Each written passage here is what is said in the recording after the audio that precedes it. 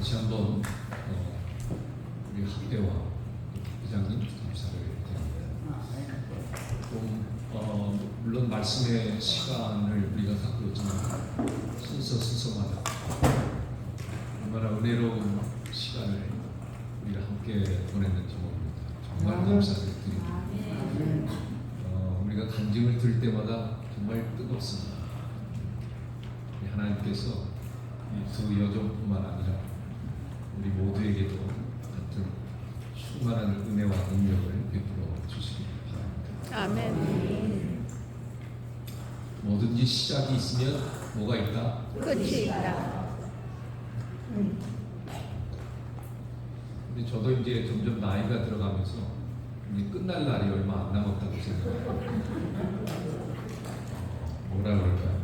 요즘은 조금 이 우울증도 좀 있는 것 같아요. 알아요. 지나가다가 이렇게 연세 드신 분, 우리 장로님처럼 80이 넘으셔도 이렇게 꿋꿋하시고 기도에 힘이 있고 이런 분들을 보면 용기가 나는데, 제가 아침마다 이제 그 사택 주변에 있는 이 산을 이제 한두 시간씩 걷는데 보면 연세 드신 분들만 나와요. 다 열심히 걸으시죠. 그 중에 아주 한두 명 겨우 이렇게 걸으시는 모습을 보면 너무 마음이 아프고 제 모습을 앞으로 보는 것 같아가지고 너무 싫어요. 뭐 어떻게 하겠어요? 이제 끝날 날이 다가오니까 지난번에 뭐 앞으로 좋은 일은 없을 거다고 말씀드렸지만은 주님 안에서는 좋은 일만 날마다 있을 겁니다. 그래서 우리 주님만 바라보면서 남은 여생 행복하게 사십시다. 아멘. 이번에 타이틀이 본명 선언이에요. 본명 선언. 원래 자기 이름을 밝힌다.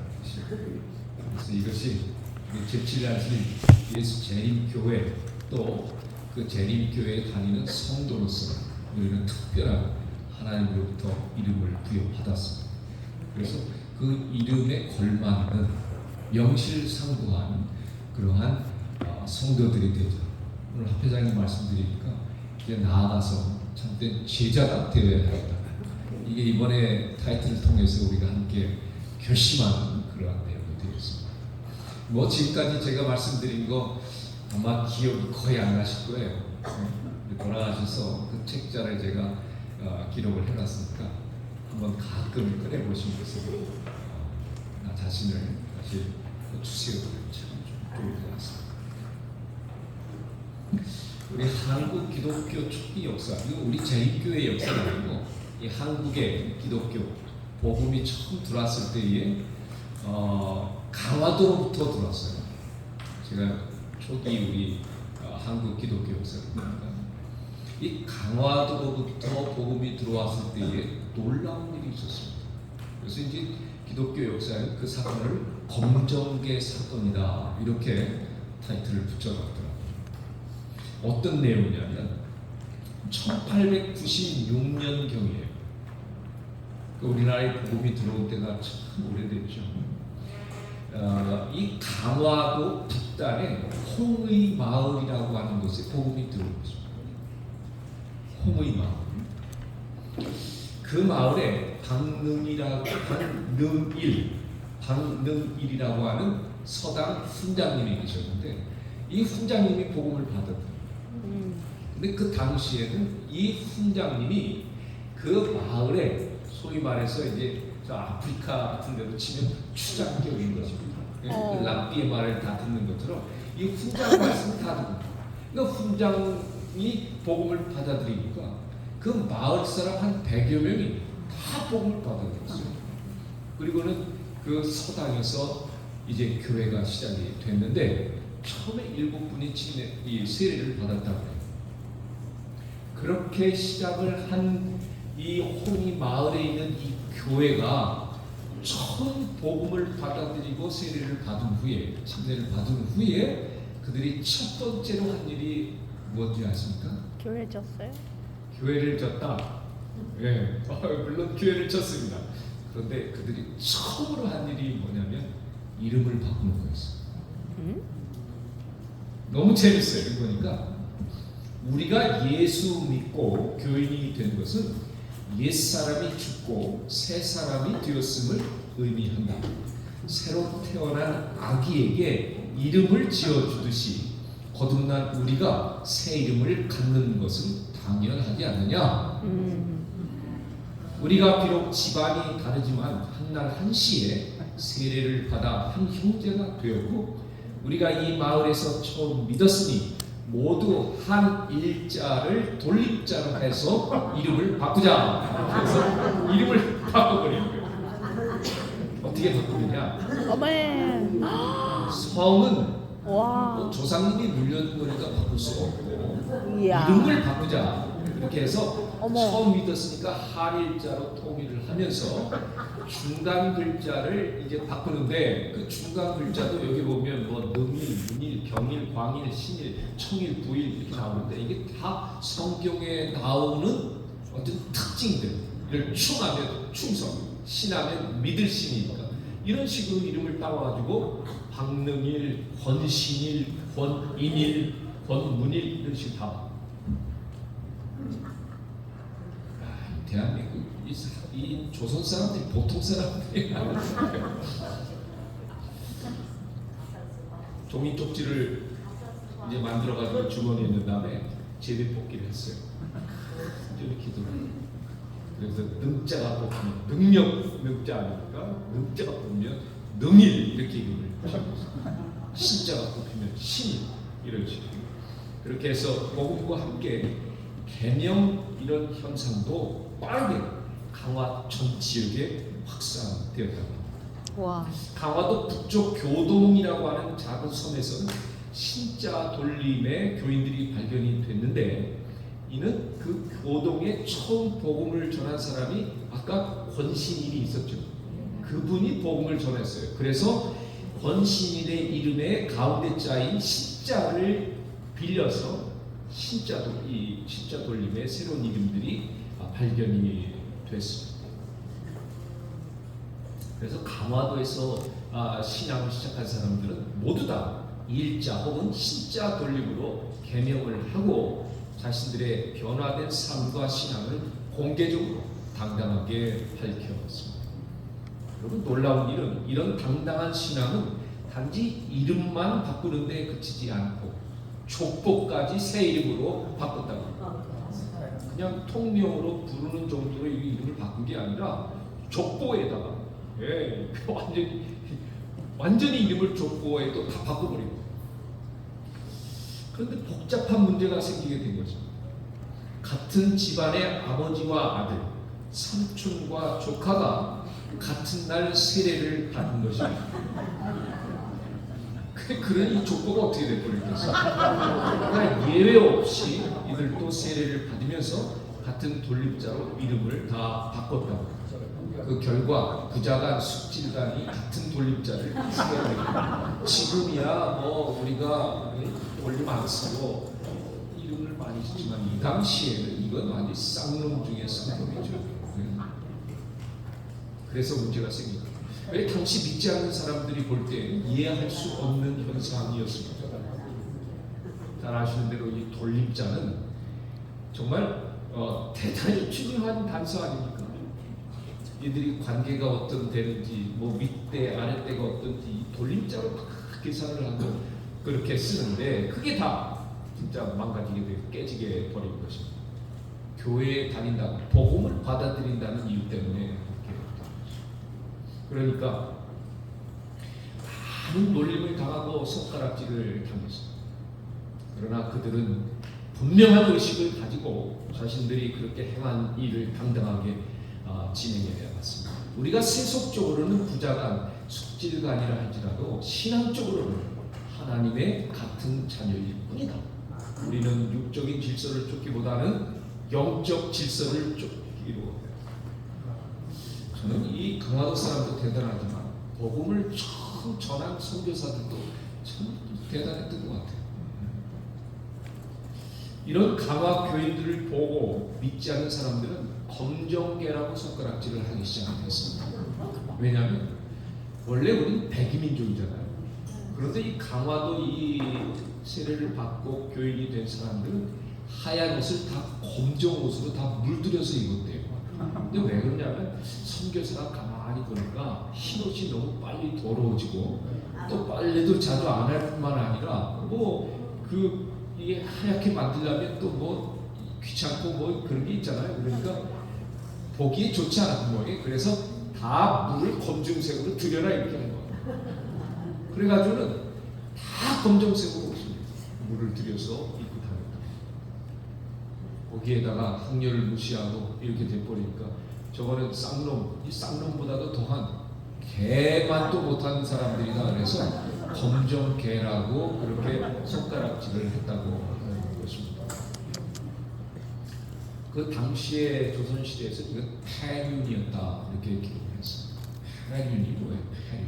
자식이 아버지 패는 걸 폐륜이라고 합니다. 그런 정도로 정말 완전히 복음을 듣고 예수를 믿는 것은 이건 아니다라고 그렇게 판단을 했다는 것입니다.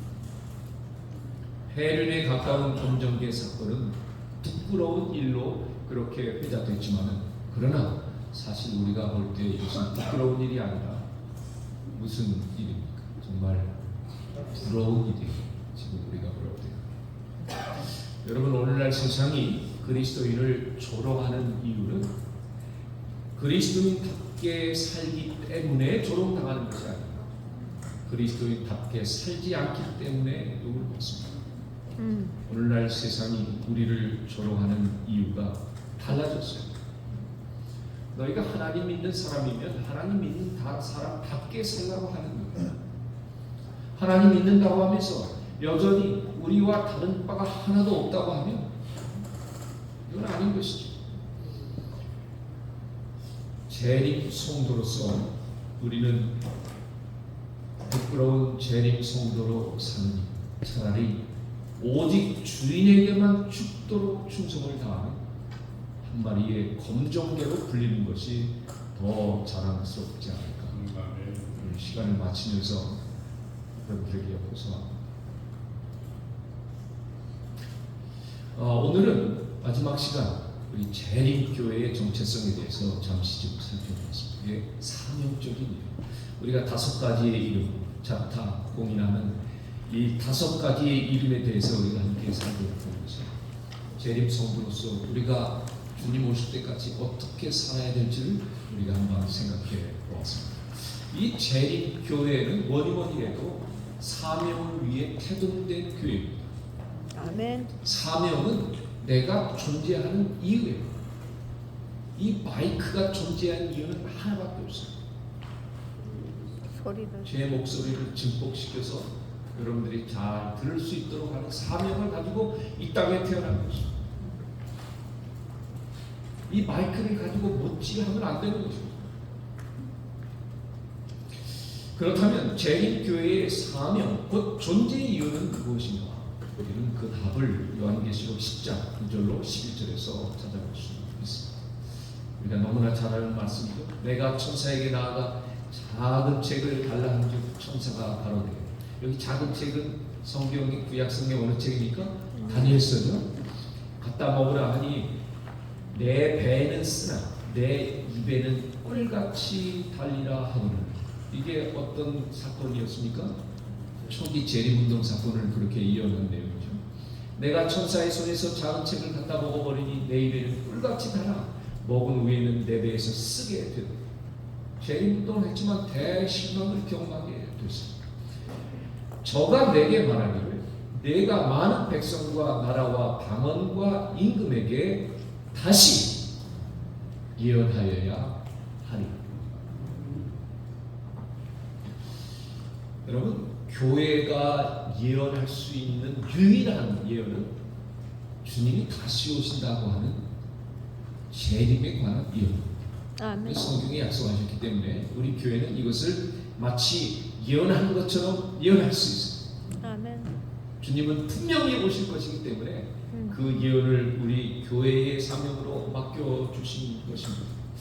재림 주께서 이 땅에 다시 오시겠다고 약속하신 분명한 약속이기 때문에 초기에 19세기 초 1800년대 초에 우리가 너무나 잘 아는 재림운동이 윌리엄 밀러를 중심으로 초교파적으로 일어났습니다. 하지만 오늘 본문에 말씀하고 있는 것처럼 당시의 재림운동은 입에는 아주 꽃처럼 달았습니다. 그러나 배는 쓰디쓴 그런 경험이 되었고 그렇게 끝나버리고 말았습니다. 이 첫 번째 재림운동이 대실망으로 끝난 후에 깊은 상처와 후유증이 말할 수 없이 컸겠죠. 그러나 소수의 무리들이 성경을 더욱 깊이 연구하던 중에 처음 재림운동이 쓴 경험으로 끝날 것과 또 주님의 재림을 온 세상에 다시 예언하여야 하리라는 계시록 10장의 예언을 발견하게 된 것입니다. 또다시 영적으로 크게 고무되어서 세계적인 재림운동을 사명으로 삼고 일어나야 할 어떤 교회가 있다고 하는 사실을 깨닫게 된 것입니다. 여러분, 그렇게 해서 태어난 교회가 제7일 안식일 예수 재림교회. 여러분, 성경에는 재림에 대해서 신구약 통틀어서 구약에는 무려 1517번이나 예언을 하셨고 신약에는 7959회나 언급이 되어 있어요. 그래서 총 거의 10,000번에 가까운 9476회나 언급이 되어 있습니다. 그러므로 기독교 신앙은 예수님의 재림을 기다리는 것이라고 해도 과언이 아닌 것입니다. 그 성경에 예수님께서 하늘로 승천하신 후에 신실한 교회로 남아있던 모든 교회는 그 이름이 제7일 안식일 예수 재림교회였다고 하는 것입니다. 그 우리 교회는 성경의 뿌리를 둔 교회인 것입니다. 그래서 초대교회로부터 수많은 신실한 성도들이 부활하신 예수님을 전했고 다시 오신다고 하는 약속을 믿었기에 복음을 위해서 주님을 불사할 수 있었습니다. 제가 성지 연수를 갔을 때 아주 감명 깊은 곳이 있었는데 그것을 깊은 불을 파고 그곳에서 오랫동안 핍박을 피해서 100년도 넘고 200년도 넘게 그렇게 생활하는 모습을 보게 됐어요. 그들이 그곳에서 그 이야기를 들어보니까 여러분 그 땅속 불을 파고 거기서 100년 몇 세대를 살았다고 하면 그 온전한 삶이 되겠습니까? 그러니까 태어난 아이가 정신병자가 되기도 하고 그 안에 있던 사람들이 그런 이야기들은 진짜 감추어진 이야기, 정말 신실한 신앙으로 그 핍박을 피해서 토굴에서 생활하고 땅속에서 산 그런 이야기들이 너무 고결하고 너무 수고한 이야기로 들리잖아요. 그 이면에는 그런 너무나 아픈 이야기들이 많이 있대요. 제가 그곳에서 우리가 찬미를 부르고 기도하면서 정말 이들이 그것을 버틸 수 있었던 유일한 힘은 무엇이었겠습니까? 내가 다시 오시겠다고 다시 오시면 우리가 새로운 세상에서 하나님과 함께 영원히 살 수 있다고 하는 그 희망 때문에 그들이 버틸 수 있었지 않았겠습니까? 그렇습니다. 오늘날 이 세상이 너무나 잘 사는 세상이 되었지만 과학과 기술이 문명이 놀랍도록 발전하지만 이 세상은 참 난폭하고 정말 너무나 살기 어려운 세상으로 변해가는 것을 목도하고 있습니다. 우리 어르신들 옛날에 우리는 진짜 대문 문도 안 잡는 거 살았잖아요. 담을 쳐도 이렇게 건너다 볼 수 있을 정도 높이로 담을 치고 살아요. 지금 세상이 얼마나 위험해졌습니까? 주님이 이 땅에 다시 오셔야만 이 모든 일이 일거리에 정리될 수 있다고 하는 믿음 때문에 우리가 지금 신실하게 살아가고 있습니다. 여러분, 예수님은 내가 다시 올 테니 기다리라고 했는데 교회는 그 뒤로 타락해서 예수님 오실 필요 없습니다. 우리가 올라가겠습니다. 사후 성도 영혼 즉시 승천. 무슨 말이에요? 죽은 후에 성도들의 영혼은 즉시로 천당 간다. 사후 악인 영혼 즉시 지옥. 그러니까 예수님이 이 땅에 오실 필요가 없게 됐어요.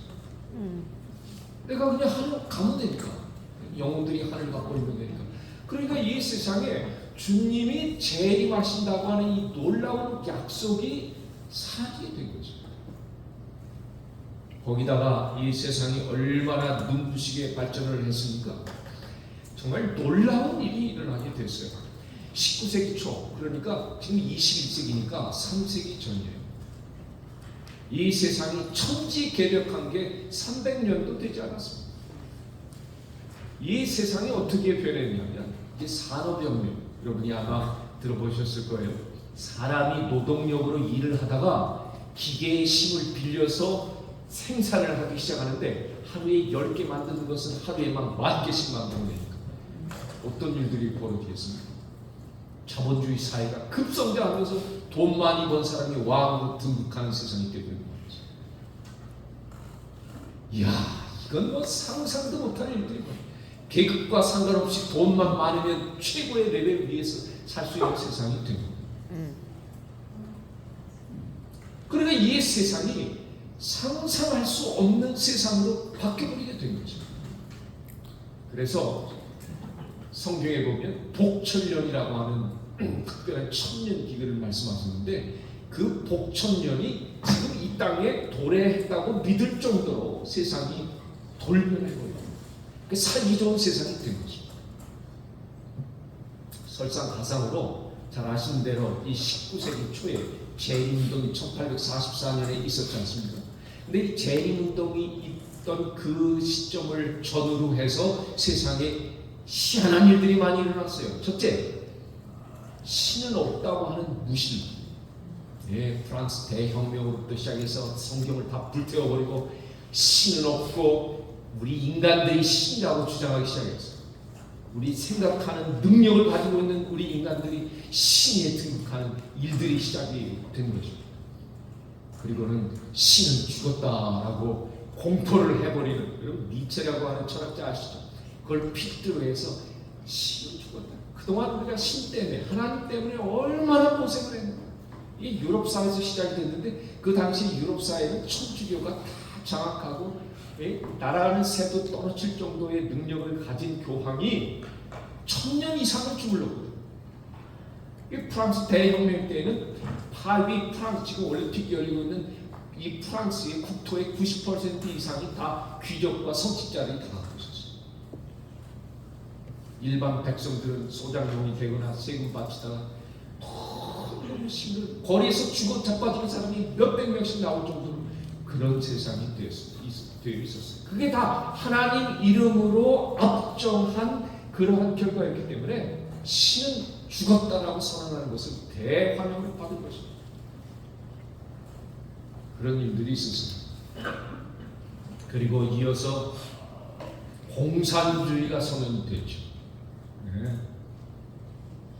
모두가 다 잘 먹고 잘 살자라고 하는 아주 좋은 취지에서 시작이 되었지만 그러나 물질이 최고라고, 네? 영적이고 하나님 이런 건 다 거짓말이 인간이 만들어낸 이야기다 이렇게 치부해버리고 사람의 이성과 과거 분명히 검증될 수 없는 것들은 믿지 말아야 된다는 운동이 전 세계적으로 확산이 되기 시작했습니다. 진화, 정말 이건 설명이 필요 없습니다. 어떻게 이런 생각이 나오게 됐을까? 다음에 마지막으로 성서 거듭립니다. 이게 뭐예요? 앞서 말씀드린 대로 이제 이성이 생각하는 힘이 사람들이 막 발전, 다니엘서 10장이 예언한 대로 지식이 폭발하게 되고 사람들의 능력이 그냥 하늘 모르게 치솟게 되니까 하나님을 대신할 수 있는 많은 일들이 일어나기 시작합니다. 그리고 성경은 이 모든 일들이 뭐에 대한 반작용이냐면 천주교의 그 말할 수 없는 비성경적이고 왜곡된 신앙에 대한 반작용이었어요. 이게 굉장히 무서운 거예요. 우리 그리스도인들이 제대로 하나님을 믿고 참된 신앙의 모습을 드러내지 않으면 이런 현상들, 세상이 더 급격히 타락하고 왜곡되는 현상으로 결과가 나타난다는 것을 우리에게 분명히 보여주고 있습니다. 그래서 성경을 남기라고 시작했어요. 그리고 뭐 창조, 뭐 노아 홍수, 홍해를 가르고 뭐 예수님이 기적을 베푸고 하는 것은 과학적으로 검증할 수 없는 겁니다. 이건 세상 역사에 나오지 않는 이야기이기 때문에 다 드러내고 있어요. 그렇게 해서 성경을 하나님의 말씀으로 믿기보다는 그저 하나의 옛날 이야기로 치부해버리고